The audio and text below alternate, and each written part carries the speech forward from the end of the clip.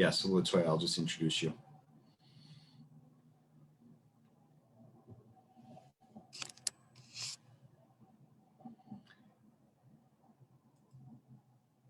So good afternoon. Welcome to another edition of Uplifting Voices. I'm State Senator Jamie Eldridge, and this is a continued series that began last year, really with the racial justice protests that began across the country, including in Massachusetts and my district, reaching out to Black residents, Black community leaders to talk about their experiences and just their thoughts as where we are at in 2021. And so really honored to have someone that I've gotten to know over the past year, and a new resident of Acton, previously Maynard, LaToya Carter. So LaToya, thanks so much for coming on to Uplifting Voices. Great to see you. Great to see you. Thank you. Yeah, absolutely. And just really have appreciated, our conversations just about, parts of your life, and, you're coming to Acton and your family. And so, one of the things just from my efforts to get in touch with you and work on a bunch of things is that you work at a hospital. You're a healthcare professional, right? Correct. And am I correct? You're a nurse? I'm not a nurse yet. Okay. Not a nurse yet. Studying to become one, or? I am. Okay. So what is your position now? I'm a unit coordinator and a PCA. Okay. PCA. Okay. PCA. And I know you have some long hours, right? I do. I pick up a lot of shifts. Yeah. So yeah, I think we've texted about it, but about how many hours a week do you work? Ooh, I would say maybe sometimes I'll pick up about 60 to 80 hours. My scheduled shift is about 24 right now. I've worked there for a while, so I went from 16 to 40 to per diem, and then back to 24. So. Okay. And how long have you been at the hospital you work at now? 8 years. You say 8 years? 8 years, yes. Okay, that's a long time. And obviously right now, still coming out of the pandemic, but how was the hospital changed when the pandemic began last year about this time? Or were you helping patients who had COVID, or? Yes, definitely. I would say that we're definitely going in the right direction. At the beginning, it was really stressful and very scary, but I would say like now we're probably going in the right direction. It seems that way. So yeah, it was very emotional, sad. So yeah, I mean, you're afraid because the thing is, I go in rooms, I take care of patients. I'm in there for a good amount of time. And, in that time, you don't have time to think about, am I going to catch this? You have to think about, okay, I have to take care of this patient and move on to the next one. So. Yeah. And when the pandemic was at its sort of zenith, in its peak, was the unit or the hospital full of patients? Yes. Okay. Yes, we were, so I work on an ortho floor, and we went from being ortho to being just the COVID floor. And then we ended up sharing our floor with the ICU because they ran out of beds. So part of the floor was ICU.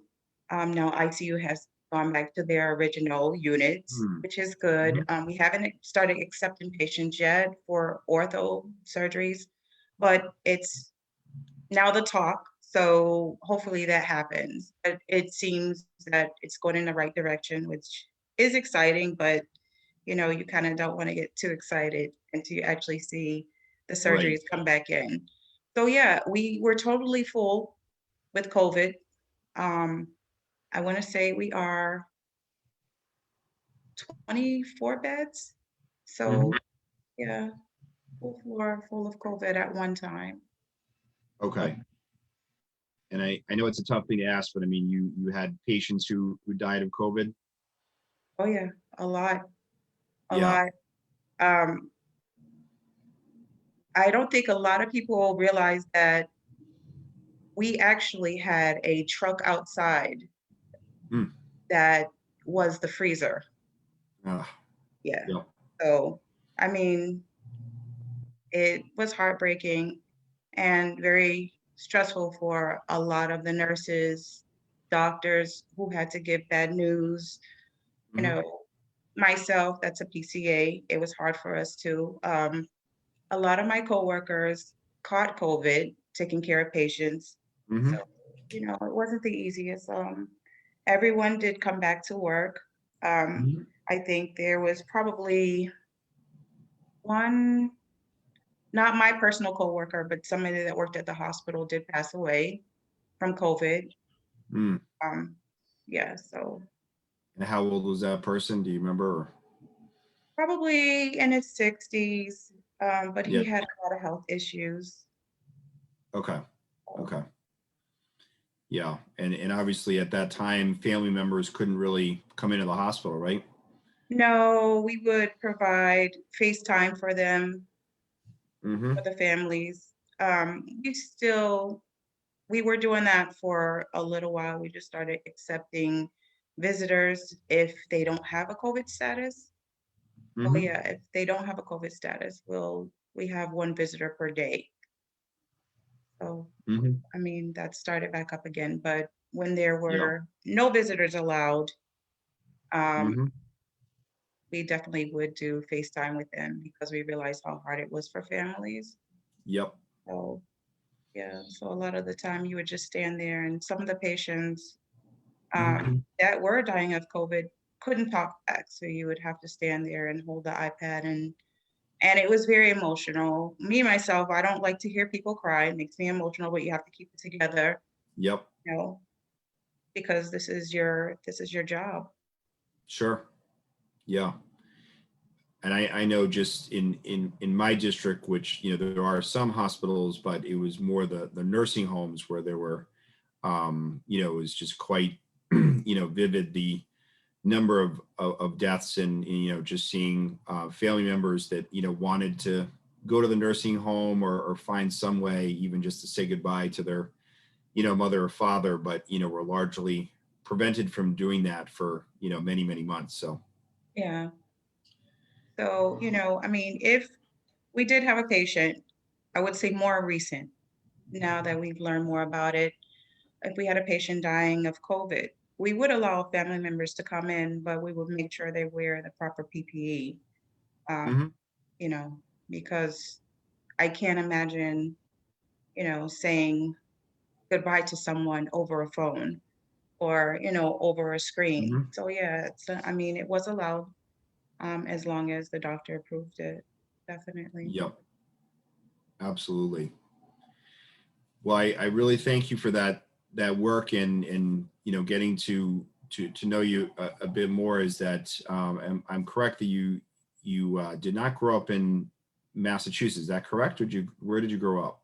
I did not. I grew up in Anchorage, Alaska. I mean, I moved Yep. here, but I grew up in Anchorage, Alaska. I was mostly raised in Anchorage, Alaska. My father was stationed in the Army. So, Okay. Okay. And obviously was surprised to meet anyone who grew up in Alaska. But what was it like growing up in Alaska and in Anchorage? Anchorage. oh, it was amazing. Amazing. Yeah. Um, well, I think, we talked about this. It's like, I want to say with different races, color, people of Hmm. color, all races. I don't think any of us saw that. At the time, I didn't know what that was. I didn't Hmm. witness that, didn't experience that. Um, my school was great. I went to Hmm. a school called Ursa Major. We had an ice skating rink in the back, a place to Hmm. sled. It was surrounded by woods that we weren't supposed to go in, but it was nice. We could walk from our house to school. Um, I took ballet classes. My brother took karate classes. It was really nice. It was nice. That's great. I would say that the weather isn't much different from Massachusetts. Actually, it really isn't. We get a lot of snow. We got a lot of snow in Anchorage, but um, it Yeah. wasn't bad. I I know assume some, colder. Was it colder than Massachusetts or? I would say about the same, Wow, really? about the Wow. same. Yeah. You would have to live there to really, know. But I would say it's about the same. The weather is about the same. In the summertime, I would say you'll probably end up with the 70-degree weather. Uh, Hmm. Hmm. so yeah, you could swim in a pool there. We did have a pool, so we used to swim in a pool. So it wasn't bad. I mean, you're thinking of Hmm. New England weather. We have pretty bad weather. So I would say Yeah. it's similar. Yeah. And I assume you've gotten this comment before, but um, when I think of Alaska, I don't think of a particularly uh, diverse state, at least with Black residents. Were you one of the few? Was your family one of the few Black families in Alaska or in I Anchorage? would Or say it was very diverse, actually. I okay, mean, I lived okay, on base, so I would say it was very diverse. I mean, okay. my neighbors were Black. Across from me, one of my best friends was mulatto. So um, her mom was white, her dad was Black. So yeah, I would say very diverse. We had all different races and Hmm. all got along. Hmm. And was it any different when you were off the base or? Um, no, I would say no, Okay. not really. Yeah. So it sounds like a lot of good memories. And then how long have you lived in Massachusetts? Well, now, because I'm much older, I would say a long time. Right. You don't have to say how many years. That's right. Okay. I would say And that I moved back to Massachusetts in 2005. okay. So, Okay. but I've been a lot of other places. So 2005 is when I settled into Massachusetts Yep. And permanently. I did move back here very mhm. young.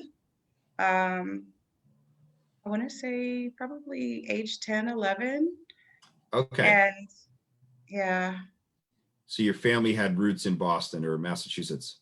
yes, my mother and father's family lived here. So Okay. What part of Massachusetts?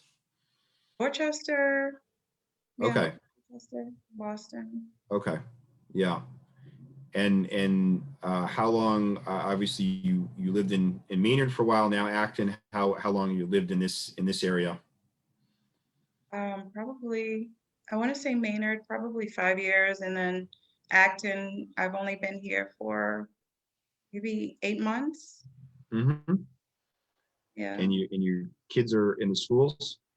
I have a son in high school, and I have one in elementary. Okay. Okay. And so, how, if I may ask, how has it been living in Acton, and what have your experiences been so far in your kids as well? Um, I I would say that my son that goes to high school, he's okay with it. He actually likes the high school better than Maynard. Okay. Um, I would say for this area, getting settled in, it didn't seem very friendly. I Hmm. mean, like as far as comparing it in comparison with Maynard, it wasn't Hmm. very friendly. Didn't seem accepting, like, if you walk in the supermarket or, just you're out on the street. It wasn't like Maynard where I felt like, just it was a different Yeah. it was And definitely a difference. I felt comfortable in Maynard. Maybe because I got used to it, but um sure. yeah, not not very open, accepting here. Okay. Yeah, when I And I, first moved and here. But I I remember you, mean, oh, I'm sorry, go ahead. no, I feel okay now. I feel settled in now. But at first it was a bit different. Yeah. And I remember you saying, you mentioned going to the supermarket. So I remember you saying going to the supermarket and just feeling like people's eyes were on you or you didn't feel welcomed. Definitely, definitely. Because I mean, it's one thing where, you're just running outside, so you're not dressing up. You're just running the supermarket. And a lot of times I don't dress up. A lot of the times I just wear my uniform or I just Sure. to go to the supermarket. But it's like you'll get these eyes on you like you're not supposed to be here. Or Mhm. it just feels awkward. Or Yeah. like you're gonna take something because you're a person of color. And I'm like, oh no, I don't have a record. I've never stolen anything in my life. Mhm. So yeah, you just get those kind of eyes like you don't belong. So yeah. Yeah. And I was curious if that was, in your opinion, related to race, related to class. I mean, Maynard, more of a working class community compared to Acton. Do you feel like it's a mix or more based on race or? I felt like for me, it was probably a thing where if you see a new face in town, you're Mhm. skeptical. So I Yep. think it was part race and then part of never seeing this person before. So now Sure. that I see this person often, I'm used to it.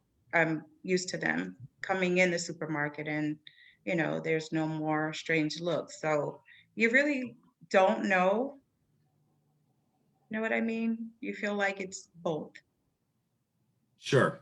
Absolutely. Yeah. And there's and I know you've joined the the at least the Facebook group Racial Justice for Black Lives, and lot of discussion, and I've certainly been really trying to encourage more Black residents to be vocal on that group and talk about their experiences. But I know one of the things that is said by a wide variety of residents, not just Black residents, but often they don't feel that Acton is very welcoming, or that it could be more welcoming to families of color, to people of color. Definitely, definitely. But, What what so does that look like? Because I think that's the question, is that what would you like to see in Acton? How would you feel more welcome, you and your children? I mean, you have to give a person a chance before you Yep. judge them by their color. Sure. Um, so I wouldn't even know where to start with that because that Yeah. could a number of things. As I said to you before, when I first moved back to Massachusetts or to Massachusetts, um, after being in Alaska for so long, I never experienced racism until I came here. Yeah. And the Yeah. funny thing is, when I tell people at work the same story that I told you. Mm-hmm. I didn't experience racism with white people. I experienced Mm-hmm. racism with Black people asking Mm-hmm. me, what am I? Am I an Eskimo or just very Mm-hmm. mean? But children can be mean. So that's Mm-hmm. what I experienced. So Yeah. it was hard for me. It was very cruel going to school at first, transferring from Alaska to a new school in Massachusetts and Yeah. experiencing that part. So we didn't even get to like the racism part, like white people not liking me because I'm Black. Mm-hmm. Um, it's just, it was the Black people that were attacking me. So, okay, I look different maybe to you, or my hair is different, or Yeah. whatever, or I wasn't dark enough. So it was that kind of experience that I had. Mm-hmm. So yeah, for me, it's more so like, I have sons. So if I feel like my sons or my older son probably experienced it for a little while, but until they got to know him. Mm-hmm. Because if he would drive around just driving, he would get pulled over. And I think, it was part of being racial profiled. It's like, okay, he doesn't look like, a kid that's well trimmed or, just Mm-hmm. what you want to look at. And why does he have a car and he's so young? But he works Right. hard. Was this So, in Acton or Maynard or no, that Boston? was in Maynard. That was in Maynard at first. Okay. Yeah, Okay. Maynard and Stowe, and Sudbury. But yeah, so like the Maynard police, I can tell you, they love my son. They they love all my children that they know, both boys. They're like, oh, they're great kids. I mean, Yeah. because if you compare them to some of the children in Maynard, that are of color, young Yeah. men. Right. Not all of But, them, but they but at least stand your out eldest son, because but at least your eldest son was getting pulled over often by the police, or? he was, yeah. And I think they were probably surprised because the car isn't his name. The car is Mm. registered, the car is insured. So yeah. Mm. So how does that? I mean, obviously no way I can speak to that. How does that make you feel as a parent, as a mother? Um, afraid. Mm-hmm. Afraid. It's nothing like what goes on in other states. I would say for young men, young Black men, I would say that this is probably the safest place to be. Mm-hmm. But as far as other states, you know, I'm afraid to move to any other state right now because Mm-hmm. it's scary when you have Yep. young boys, young men, and they don't get into any trouble or cause any problems. It's just that problems may find them or they might be pulled over. And I'm not going to say it's every police officer because, every police officer is not like that. There's some of them that I know that are great. And, I Mm-hmm. don't know the ones out here, but the ones in Maynard, they're awesome. They're great. Mm-hmm. They come out and they play basketball with the boys. So they're great. But, it's not everybody. But the things that you hear as a mother, it Mm-hmm. makes you afraid because, I have a son that's 6 feet tall. Well, both Mm-hmm. of them are 6 feet now. Yeah. And, you know, they're my complexion, but at the same time, it's like you worry. You worry that, like my son, my older son, he goes out of town, you worry that, oh, he's gonna be pulled over and Mm-hmm. something bad is gonna happen. But I can tell you that each time that he was pulled over, he never received the ticket. He knew what to say. And I think that's the biggest problem with some Black people because they're upset. They're like, okay, you know what? Why am I being pulled over?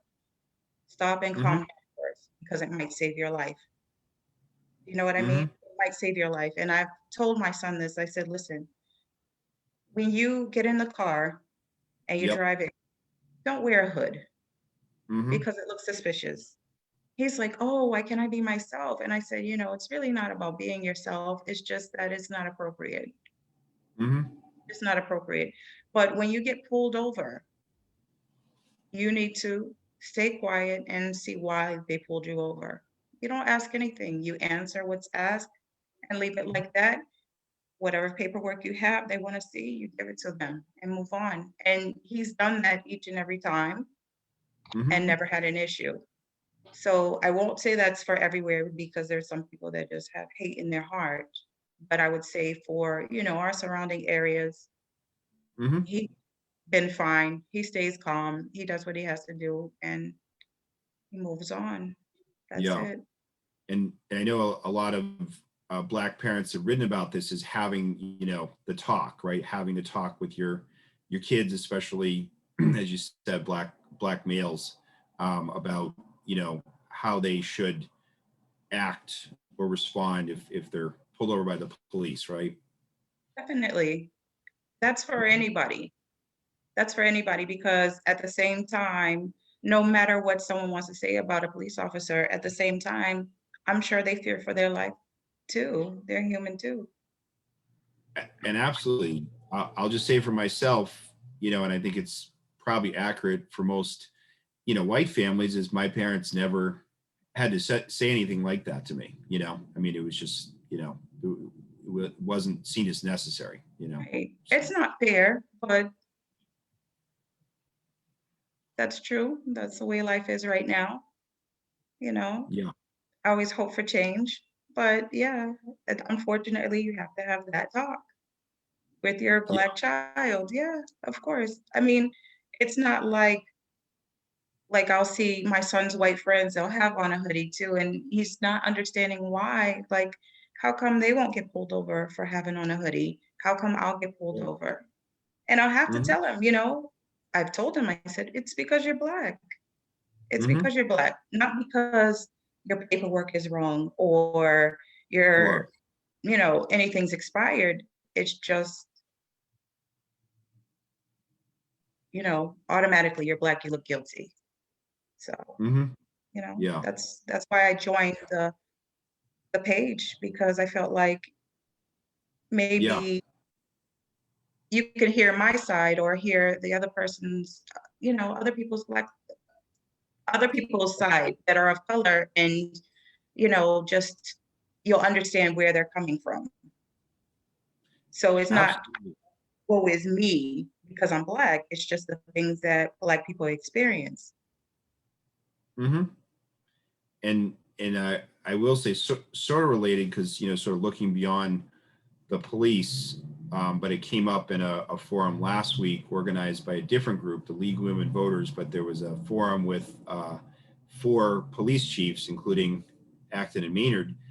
And I remember one of the chiefs, I think it was the Littleton chief, talking about racial profiling and Black residents not feeling welcome. And one of his comments, I took to mean, well, we try to communicate to white residents, don't call the police when you see, someone walking in your neighborhood who is Black. You know, and I had a constituent from Marlboro, who was in another town, looking to buy a house, and who is Black, and was actually followed home to Marlboro by the neighbors, asking, what are you doing in our neighborhood? And I make that point because I think it's not just about the police, but how do white residents, and there's tons of videos now of a white person calling the police, on a Black person. How does that get addressed, and how do we try to change that in a town or city? You know. You know, I mean, as I said before, I really don't know how to change it, but all I can say is that, you have to give a person a chance. It's like if myself or, any other Black person were to say, you know what, I want to move out to this neighborhood because it's nice and it's quiet. If you're looking for a nice and quiet neighborhood, it's because you are nice and quiet.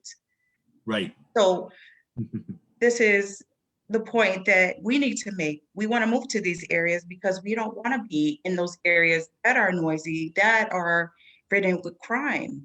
So it's like, for me, I lived in Dorchester for a short while with my Mm-hmm. children, and my son, um, I want to say that none of my children ever went to public school in Boston. They went to Mm. charter schools. So Okay. when we moved back here from Jamaica, my children went to uh, private school. And, Mm-hmm. private school can be very, very pricey when you have more than one child. Mm-hmm. So I said, what's the next best option? And I sent them to charter school. Mm-hmm. So they went to charter school, and my oldest, he had to take a bus to get to charter school. Like sometimes it would be the school bus or public transportation. So one morning, he's leaving the house. I want to say it's probably 6 a.m. in the morning. And this Black guy rides up on his bike and he's like, give me your stuff, give me your headphones or whatever else you have, your money. Mhm. And he pulled out a knife on him. And my son, when you react to something, you react before you think, you don't realize it until later. So he Mhm. pushed him off the bike and he walked towards the bus stop. And then he called me and he said, this kid just pulled a knife on me and tried to Mm. rob me. And I said, why didn't you give him your stuff? He said, I wasn't going to give him my stuff. I pushed him Mm. off the bike and then I ran to the bus stop. So Yep. from that day on, I started driving him to school. And I was really afraid because I said I didn't want him to, only thing I could do was drive him to school. I couldn't pick him up. So he would have to come home on his own. So I said, Mhm. you need to come home walk with a crowd of people. Don't walk by Sure. yourself Sure. and come straight in the house. So for that reason, it frightened me. And I said, you know what? It's time for us to get out of this neighborhood. Okay. So that's And that's another like, thing you have to deal with. So you understand, like, you know, racial injustice, not only that, and then you have to deal with being attacked by your own people, when you're sure. in. So, Hmm. so yeah, And that's I will say, and it's across, you know, race or ethnicity, is that there are probably a lot of families that might live in those neighborhoods that do want to move out to the suburbs possibly. What do you see as the barriers towards a more diverse suburban communities, including Acton? What are the barriers for more Black families or other families, working families from from living in Acton or a Maynard? um so I feel like I said, there's either you don't like a person because of color, or you just don't like the person because of what you've seen or what you hear. Mm-hmm. So I would say for those people who just don't like a Black person because of what they hear, give that individual Black person a chance first Mm-hmm. so we can cut that out. You know what I mean? And Sure. have a more diverse community. I'm not saying every Black person is going to be the same. You're not going to have every Black person that's going to be good, but every Black person is not bad either. There are a lot of us, like myself, that work every day. Sure. I have children. None of them have ever been in trouble. I have one in college, one that went to college, one in high school, one in elementary. Mm-hmm. So,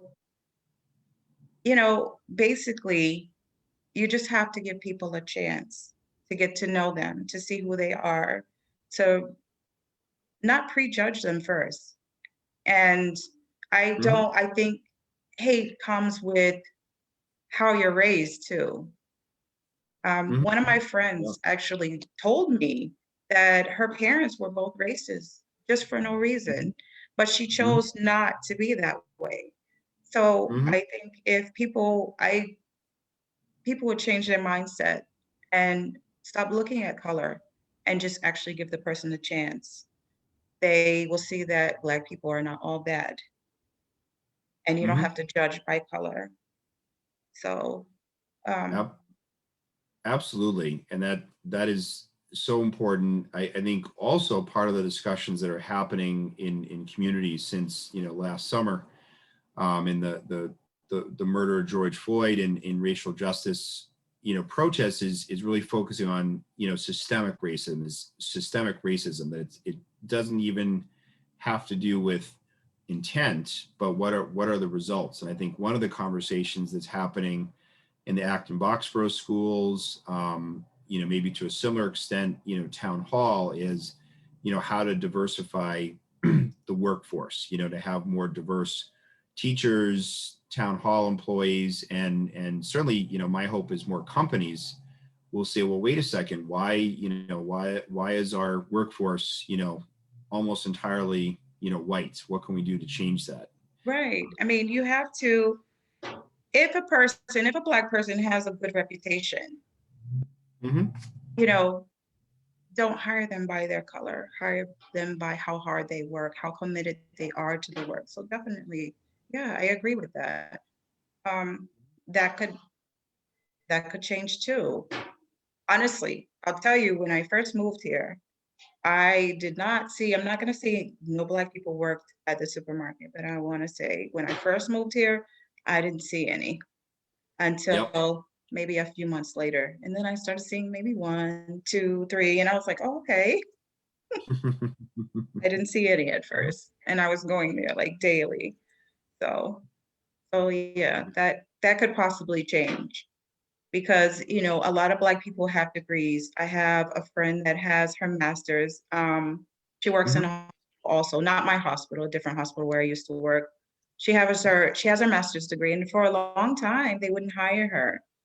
They would say that she did not have enough experience, which she did, but they wouldn't hire her for a long time. And when management changed, well, HR changed, they finally hired her. Hmm. A- Absolutely, and I have to say I have a uh, friends, Black family where the husband, it's just very obvious to me, is being treated differently, because of his race, and being written up more frequently, and sort of different ways to prevent him from moving up in his profession, and in some cases demoting him, and it's incredibly frustrating because, quite honestly, it's hard to prove, it's hard to go to court, or find some way to address it, and it really is in my opinion, this human, this director that has this bias, whether he realizes it or not. I actually think he does, but and that's really causing a really unfortunate situation. Yeah, that does happen. Definitely. That And happens. yeah. Um, you'll find that there are places, there are some places that will hire Black people and then they'll make you do the most work.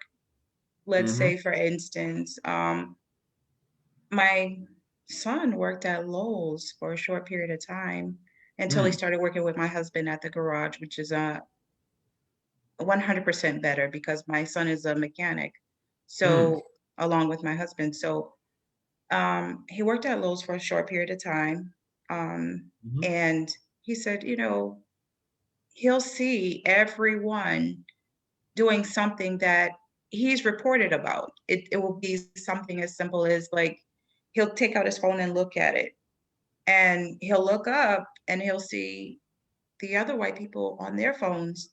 Hmm. Hmm. And he's the only one being spoken to about it or written up about it. Or he'll see Hmm. everyone just doing whatever they want to do and they'll tell him to go out and get carts, like carriages, um, Hmm. go and get carriages from the parking lot every single night. And he said to his manager, he said, my boots are wet. Hmm. Um, can I Hmm. go home and take them off?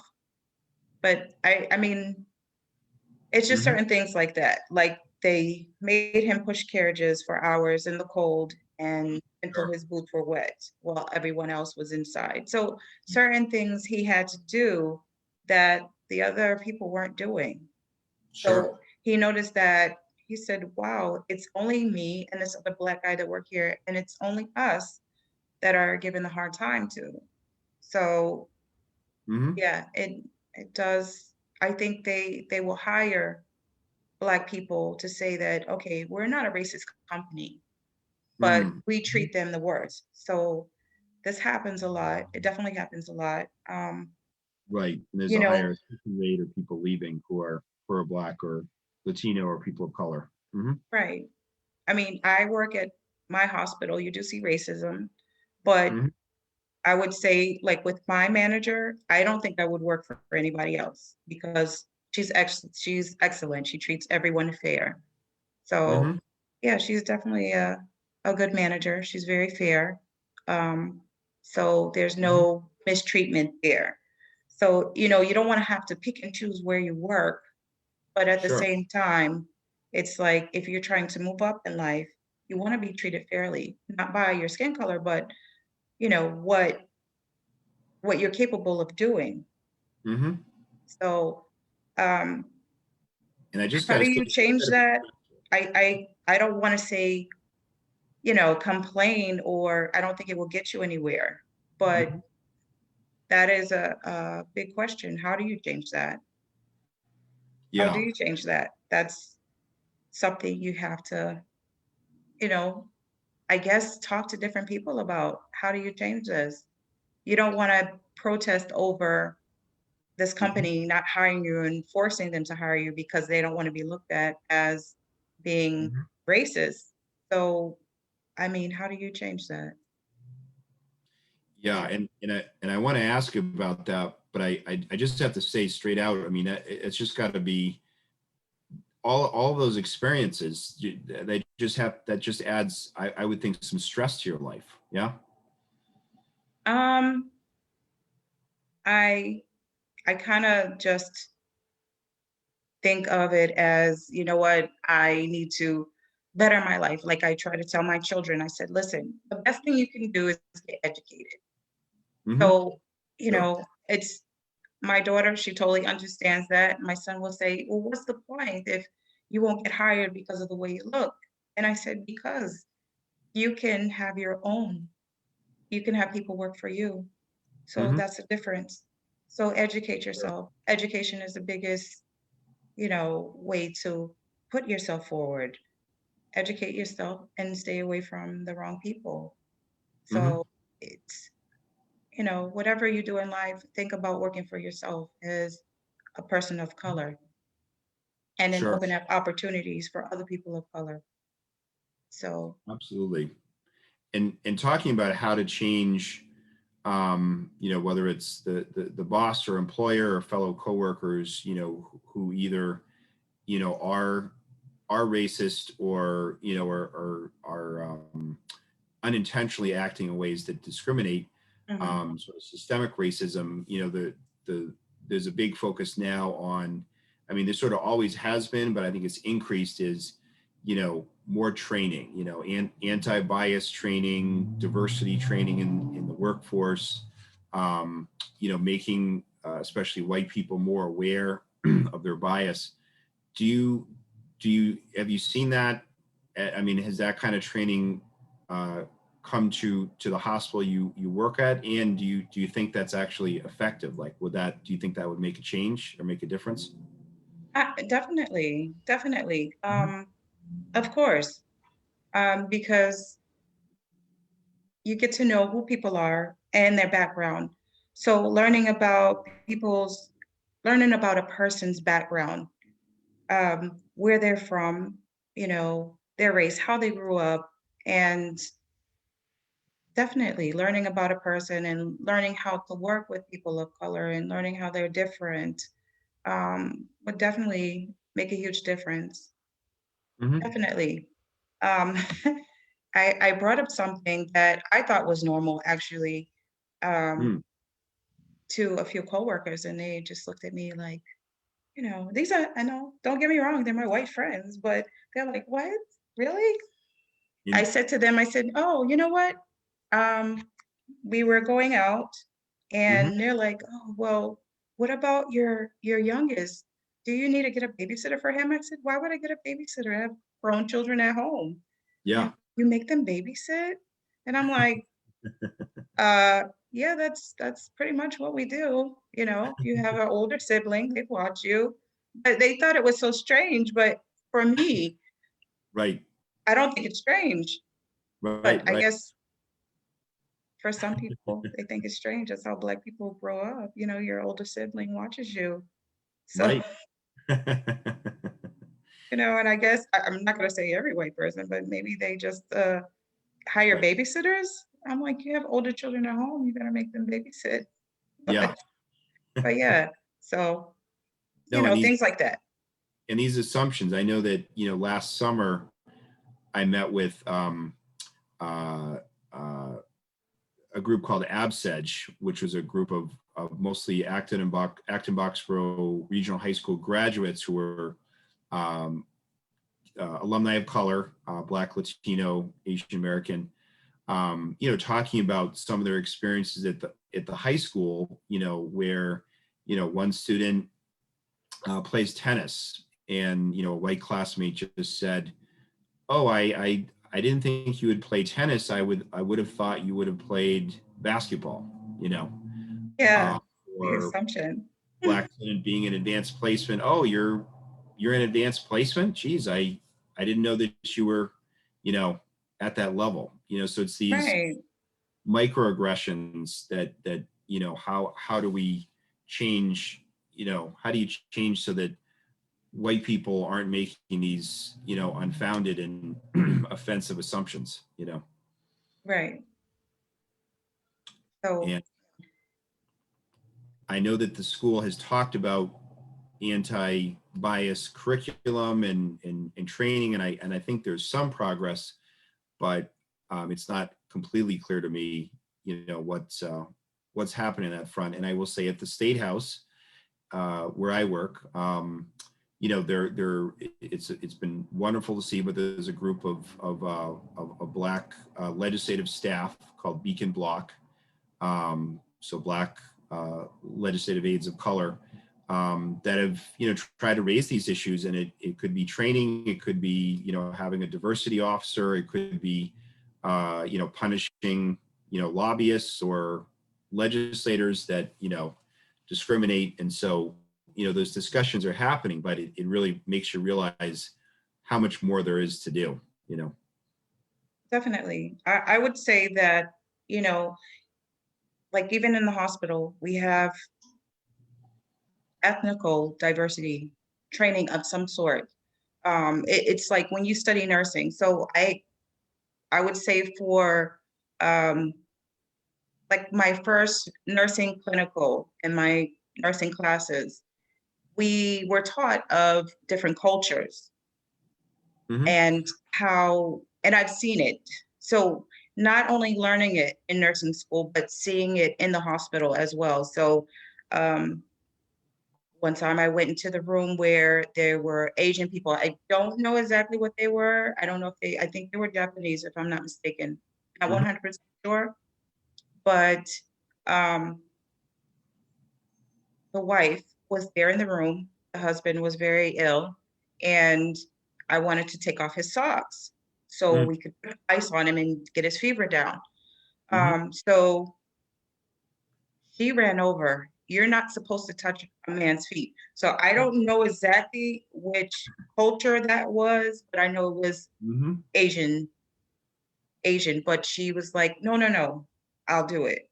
She Mm-hmm. just, you're not supposed to touch certain places on a man. And as a woman, so I would compare it with that. So if you're learning the same thing with, Mm-hmm. if you're having diversity teaching, you can learn about other people and their cultures and different things like that. So I think that diversity training should be Mm-hmm. brought into the workplace, Sure. definitely. And then, just appropriate ways to behave towards a person for every race, in all fairness. Um, so yeah, that's something that should be Mm-hmm. brought into everything. But as far as like, hiring people that are qualified in Mm-hmm. different places of, more managers, people that are qualified, people that can do the job, because, Mm-hmm. sometimes you'll find that, like with my friend, the things that she had to go through was instead of her being hired, they would hire somebody with less experience, less Mm-hmm. knowledge, less education, who did not know the job until they finally said, you know what, you're messing up way too much. We have to get rid of you. And they're in a rush to replace that person. So they bring in the qualified person Mm-hmm. because, so it sometimes it works out in that way. For my friend, it did work out that way, but it worked out in her favor. She's been in a position a long time, but you shouldn't have to go through that first, so Absolutely. Yeah. Well, no, I certainly hope that happens more, that training. and getting to know people better, across races and ethnic groups. And yeah, I'm just, I'm so glad you're in Acton. I know that you've joined the Racial Justice for Black Lives, Facebook group. There is a formal group, and you know, uh, there are efforts going on in town, and I know that you're very busy, but hopefully you can participate in those as those activities hopefully increase. So Definitely. Definitely. yeah, and yeah, thank you, LaToya. Thank you so much for coming on Uplifting Voices. I think the time is kind of flown, but we're almost up at the hour. Okay. So thank you so much, LaToya. I really appreciate it, and look forward to seeing you around Acton, and eventually meeting your kids. And just want to thank everyone for tuning in to newest edition of Uplifting Voices, and check for it online, Facebook Live, and on my website, senatoreldridge.com. And have a good evening. And LaToya, again, thanks again. Okay. Always a pleasure. Thank you. Okay.